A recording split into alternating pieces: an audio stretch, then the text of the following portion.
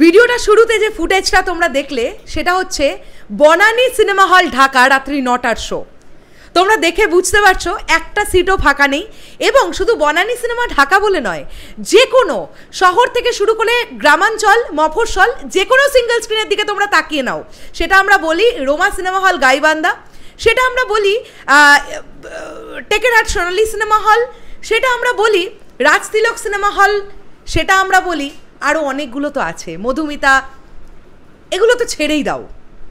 প্রত্যেকটা জায়গায় তুফান সন্ধেবেলার পর থেকে দুপুরের পর থেকে যে সিনারিওটা দেখতে শুরু করেছে সেটা আনবিলিভেবল। এবং সকাল থেকে প্রত্যেকটা শোয়ের অকুপেন্সি মোটামুটি 65 to 70% করেছিল, তোমাদেরকে আমি বলেছি।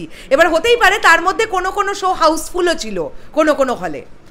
এখন আমরা এই ভিডিওতে কথা বলবো প্রথম দিনের বক্স অফিসের রেকর্ডটাও ব্রেক করলো তুফান। শাকিব খান নিজেই তিনি তার রেকর্ড ভাঙতে পারেন। এই রেকর্ড ভাঙা আর কারোর পক্ষে পসিবল নয়। তুফান এই এত বছরের বাংলা সিনেমার ইতিহাসে এই ফার্স্ট টাইম এমনটা ঘটলো। ওপেনিং ডেতে এই রকম রেসপন্স, এই রকম বক্স অফিস কালেকশন। দেখো বন্ধুরা, তোমরা যদি আমাকে কমেন্ট বক্সে লেখো যে দিদি তুমি বক্স অফিস কালেকশন বলো, আমি প্রেডিকশন করতে পারি।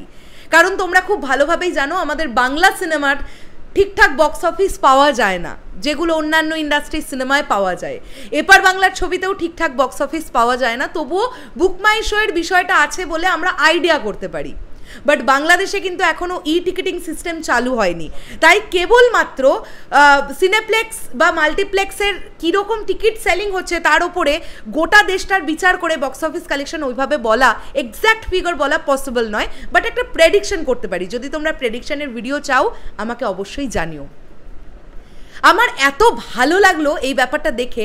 বেসিক্যালি পোস্ট করেছে সিনেবাস বলে ফেসবুক পেজটি, তোমরা জানো তারা প্রচণ্ডই আপডেটেড থাকে অ্যান্ড আমার খুব ভালো লাগে তাদের পেজের পোস্টগুলো।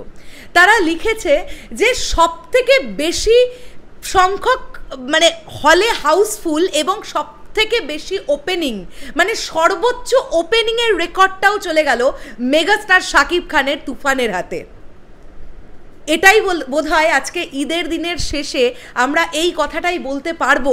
এই কথাটা বলার জন্য হয়তো আমরা অপেক্ষা করছিলাম, আর তোমরা যারা দর্শক, যে সকল সাকিবিয়ান ভাইরা বোনেরা আমার এই ভিডিওটা এখন দেখছো, হয়তো তোমরা এই কথাটা শোনার জন্যই অপেক্ষা করছিলে। মেগাস্টার শাকিব খান সেই কারণেই একজনই। আমি আগেই লিখেছিলাম বাংলা সিনেমা বিশেষত কমার্শিয়াল মার্কেট যেভাবে ধুঁকছিল, মেন স্ট্রিম মশালা ছবি যেভাবে ধুঁকছিল, তুফান একটা আশীর্বাদ স্বরূপ এলো বাংলা ইন্ডাস্ট্রির কাছে। এটা আর অস্বীকার করার কোনো জায়গা নেই। এই কালেকশন দিনে দিনে বাড়তে থাকবে, বই কমবে না। শেষ করলাম ভিডিওটা। দেখা হচ্ছে আবার খুব শীঘ্রই নতুন কোনো ভিডিও নিয়ে। তাহলে এখনের জন্যে টাটা।